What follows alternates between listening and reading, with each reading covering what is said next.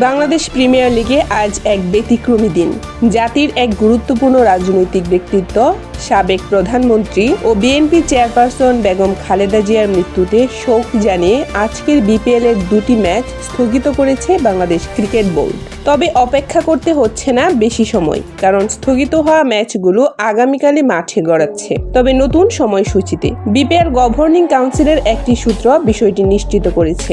বুধবার অর্থাৎ 31 ডিসেম্বর স্থগিত হওয়া দুটি ম্যাচ আয়োজনের সিদ্ধান্ত নিয়েছে বিসিবি। তবে বেগম জিয়ার জানাজা অনুষ্ঠানের কারণে ম্যাচের সময়সূচিতে এসেছে গুরুত্বপূর্ণ পরিবর্তন।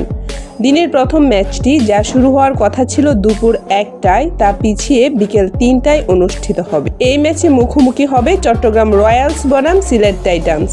অন্যদিকে দিনের দ্বিতীয় ম্যাচটি, যা সন্ধ্যা 6টায় শুরু হওয়ার কথা ছিল, তা শুরু হবে রাত 8টায়। এই ম্যাচে মাঠে নামবে রংপুর রাইডার্স বনাম ঢাকা ক্যাপিটালস। এদিকে সমর্থকদের জন্য স্বস্তির খবর, মঙ্গলবার অর্থাৎ 30 ডিসেম্বরের টিকিট দিয়েই আগামীকালের ম্যাচগুলো দেখা যাবে। নতুন করে কোনো টিকিট সংগ্রহের প্রয়োজন নেই।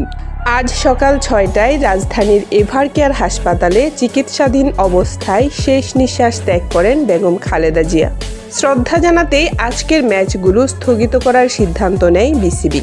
সব মিলিয়ে শোকের আবহের মধ্যেই আগামীকাল মাঠে ফিরছে বিপিএল। নতুন সময়সূচিতে নতুন উত্তেজনায়। দেখা যাক মাঠের লড়াইয়ে কারা হাসে শেষ হাসি। বিপিএল সহ সব আপডেট পেতে চোখ রাখুন আমাদের চ্যানেলে।